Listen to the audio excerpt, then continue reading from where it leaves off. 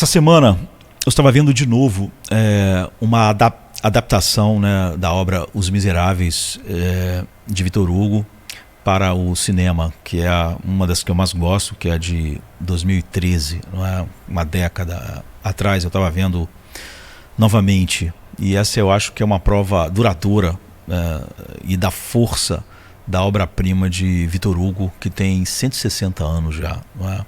Quando o livro foi lançado. Então o romance foi transformado em musical e foi lançado para cinema e televisão 70 vezes durante esse tempo, nos últimos 115 anos. Então, Os Miseráveis é uma história cativante de misericórdia.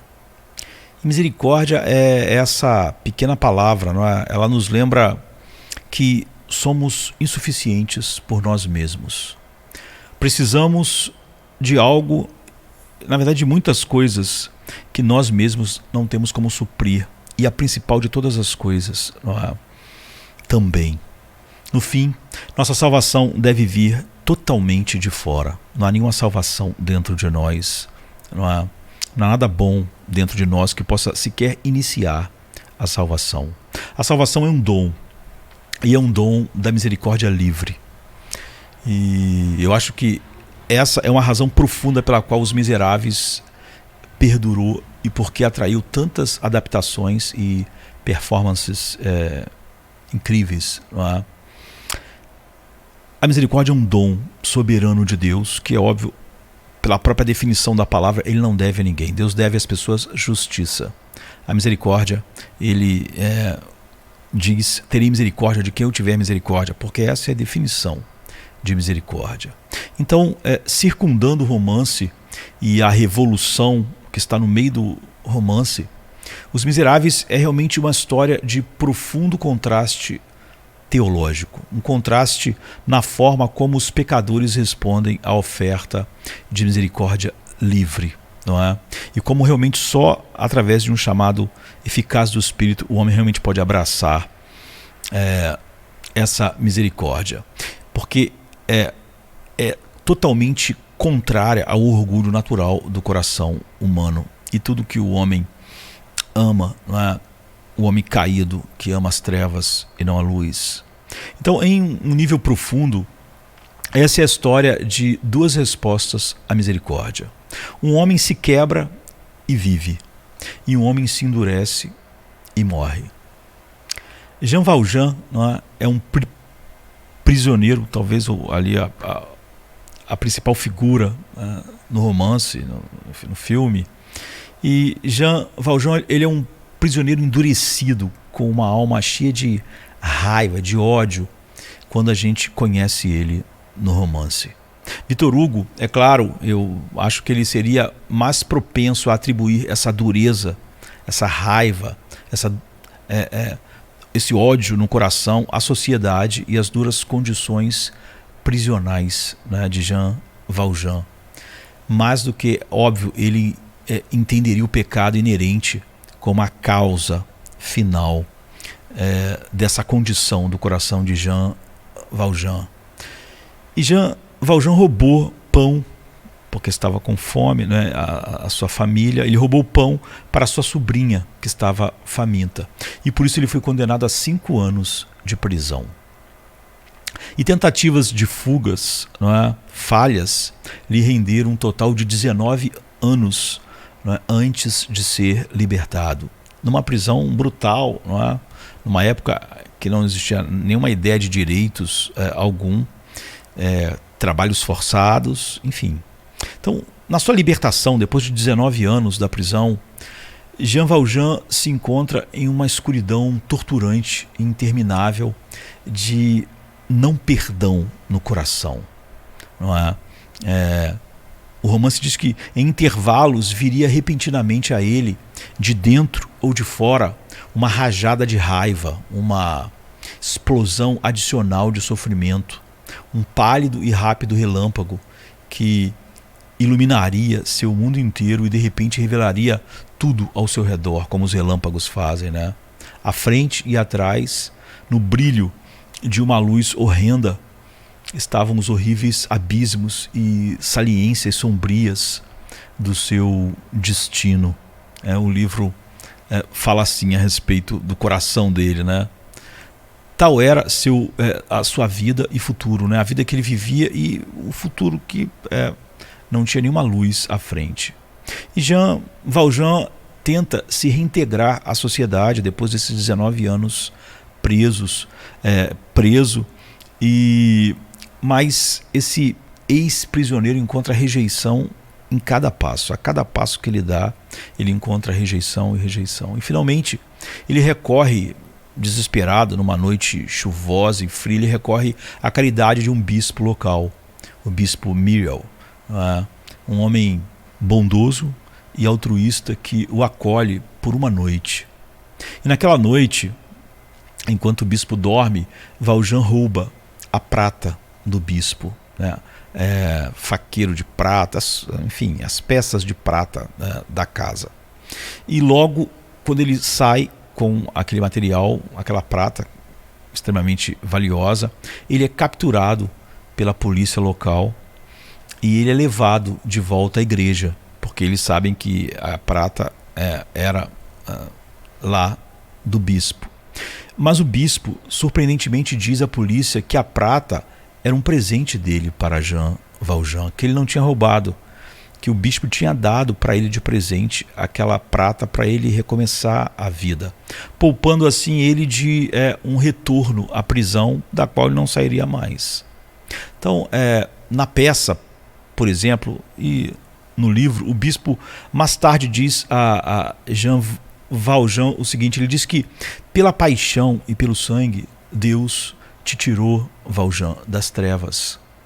E tal misericórdia poupa Jean Valjean de retornar à prisão, mas é uma misericórdia que força uma crise na vida de Valjean, porque tudo que ele pensava era olho por olho, transforme seu coração em pedra.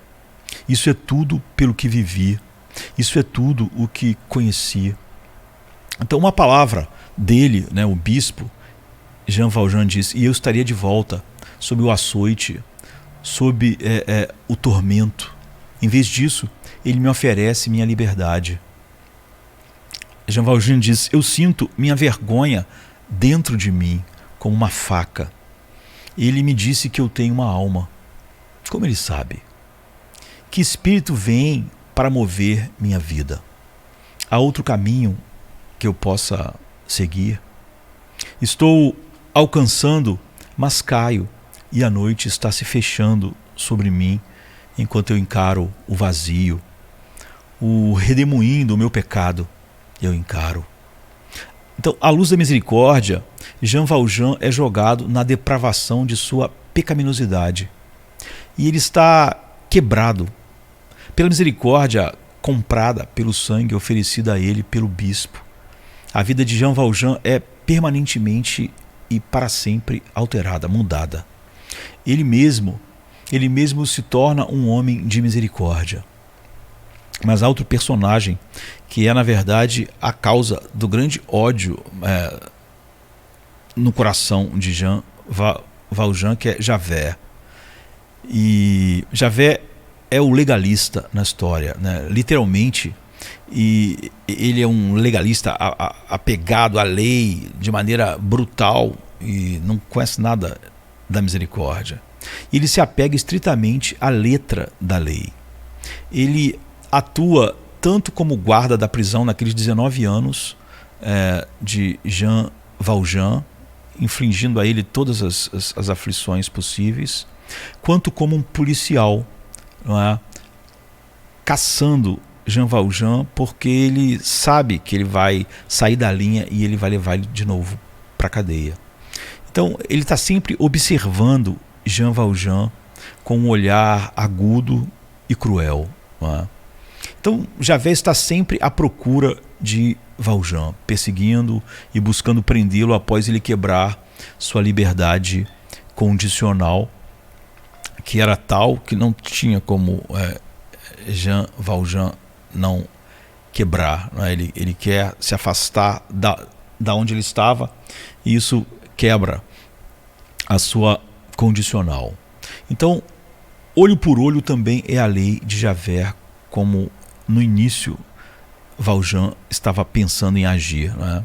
Então, há apenas uma maneira de tratar os outros na mente de Javert, e é pela justiça estrita. Então a história conduz a uma cena, a um clímax, quando Jean Valjean tem a oportunidade de matar Javert finalmente. Porque Javert foi aprisionado pelos revolucionários, não é?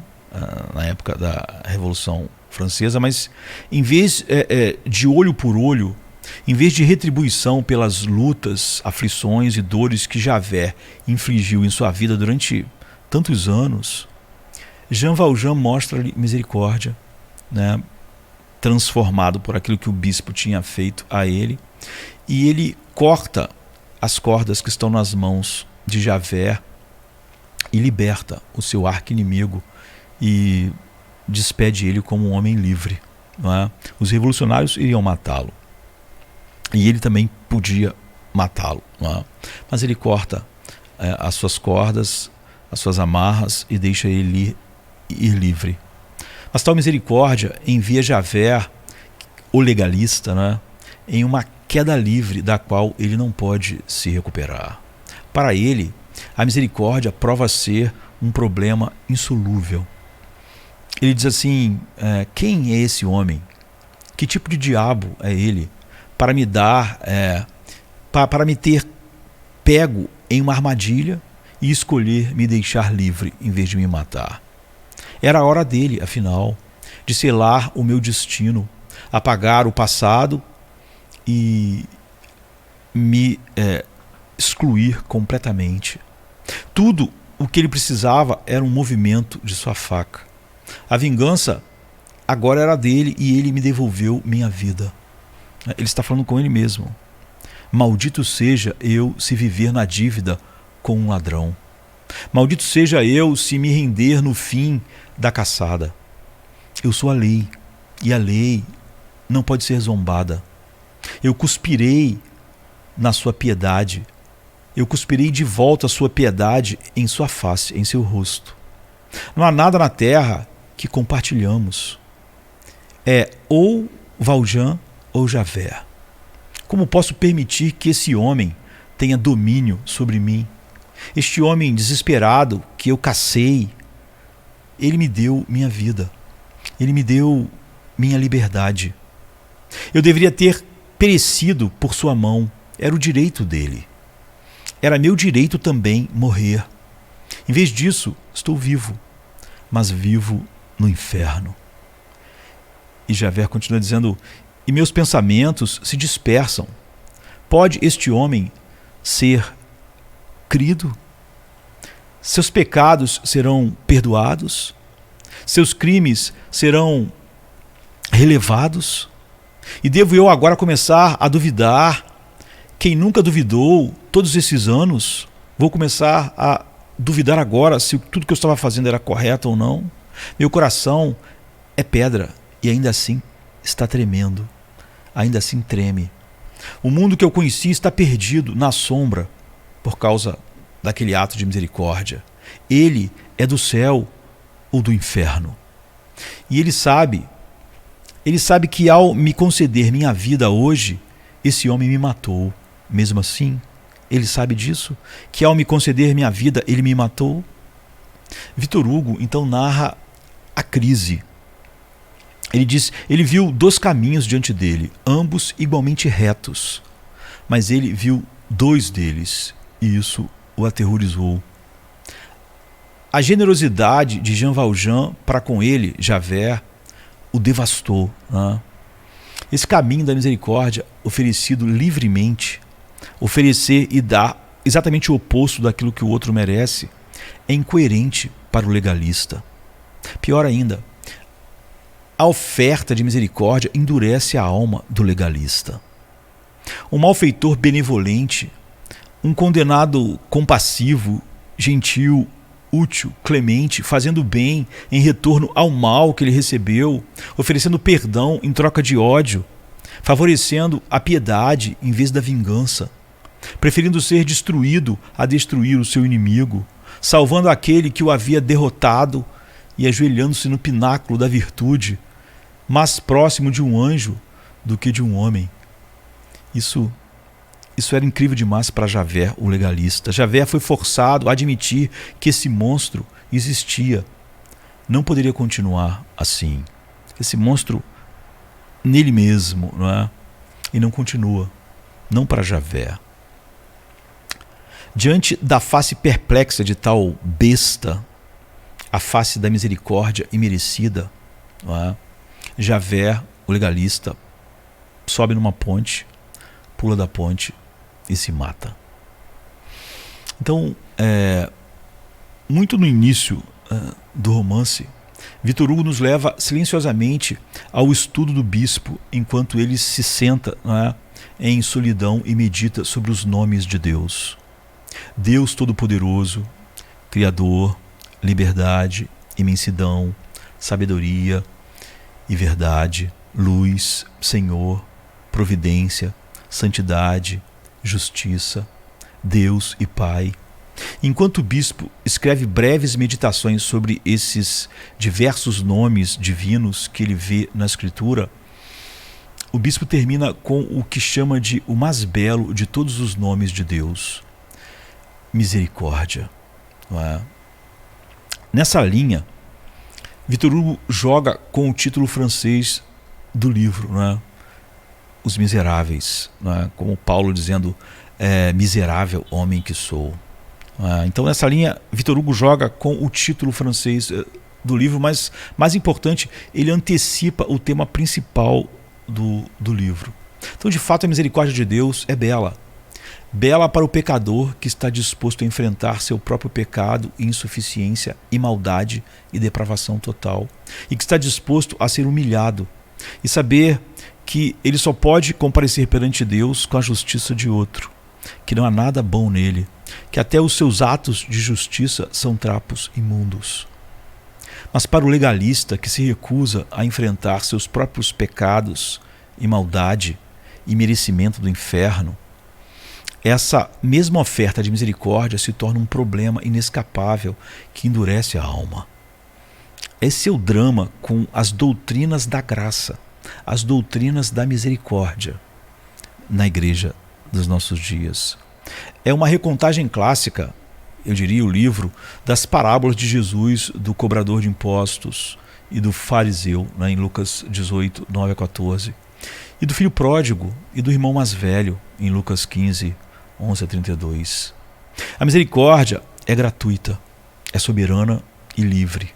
A misericórdia é muito cara. Ela é gratuita, mas é muito cara. A misericórdia requer pagar o custo da justiça. E esse é o custo da vida do nosso Salvador. Mas essa misericórdia é bela de se ver para aqueles aos quais Deus deu olhos para vê-la. Ela é muito ofensiva para o legalista e para o mundo em geral. Então, a misericórdia muda vidas. E a oferta de misericórdia também pode endurecer no mundo e na igreja. Então, o poder do clássico Os Miseráveis, de Victor Hugo, é a maneira como contrasta a vida do misericordioso com a vida do sem misericórdia. Da vida daquele que abraça a misericórdia soberana e do legalista. Os misericordiosos enfrentaram sua culpa e foram quebrados como vidro. O legalista ou os sem misericórdia enfrentaram sua culpa e se endureceram como aço. Se ele tiver que ser salvo, a questão decisiva terá que ser dele.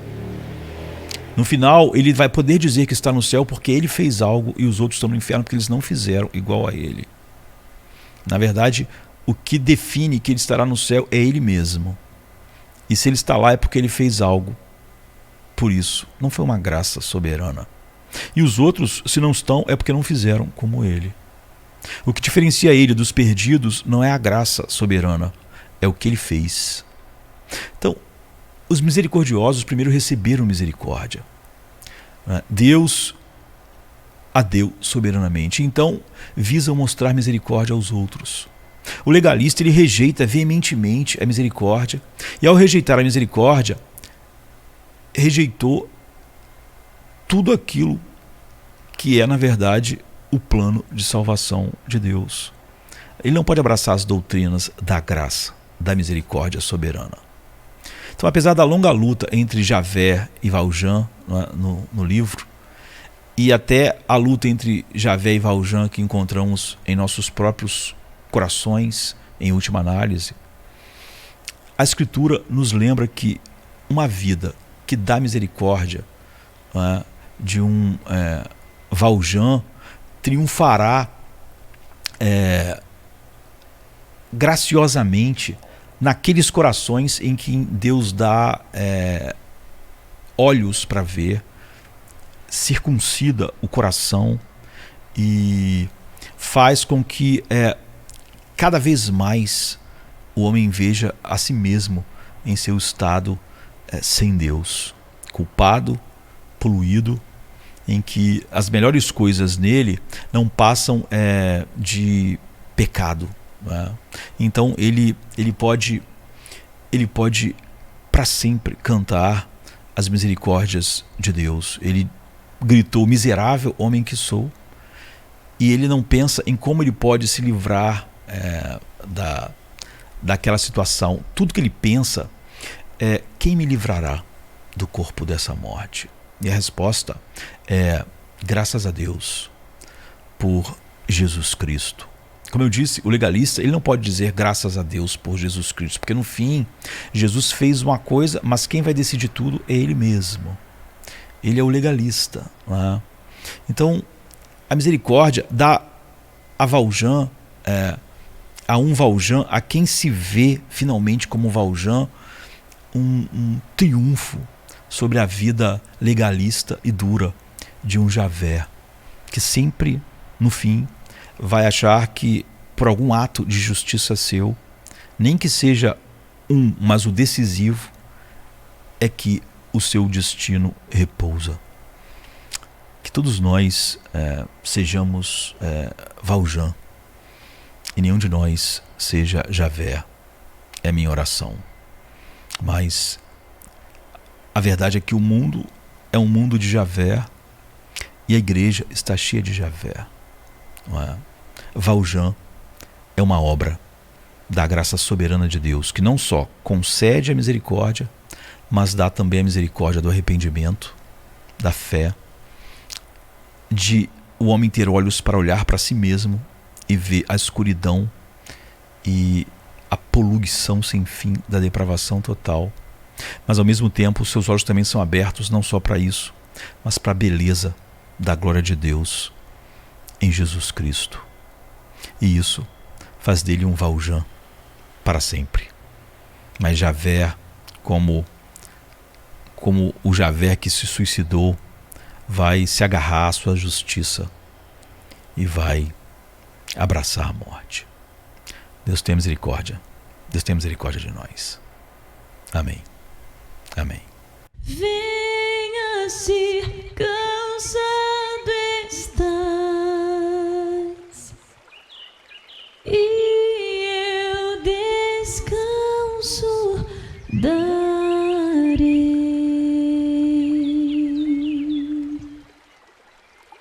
Tu descansarás.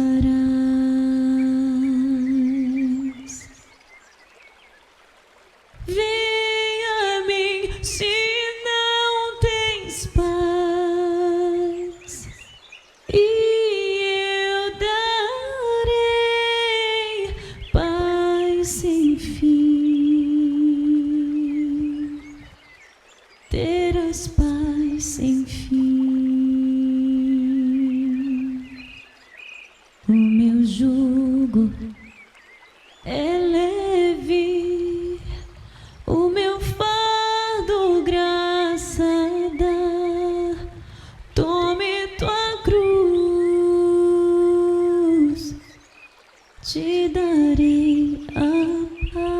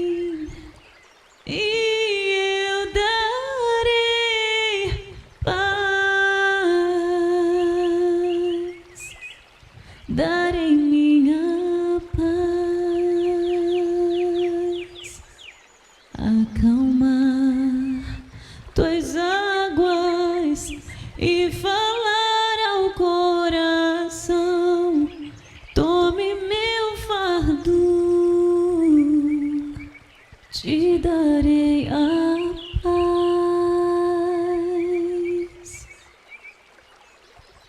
Venha a mim, venha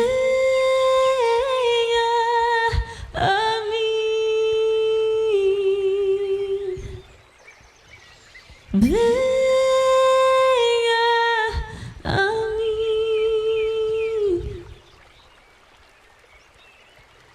A minha graça te chama, a minha graça te salva.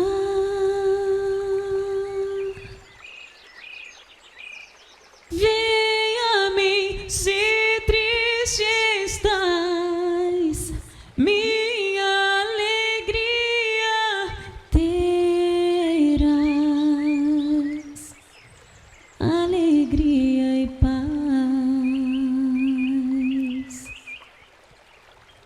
Vem a mim na tua escuridão, eu sou a luz do mundo, sou a tua luz. Voarás como águia, tua força eu serei. Tome a cruz, te darei a paz.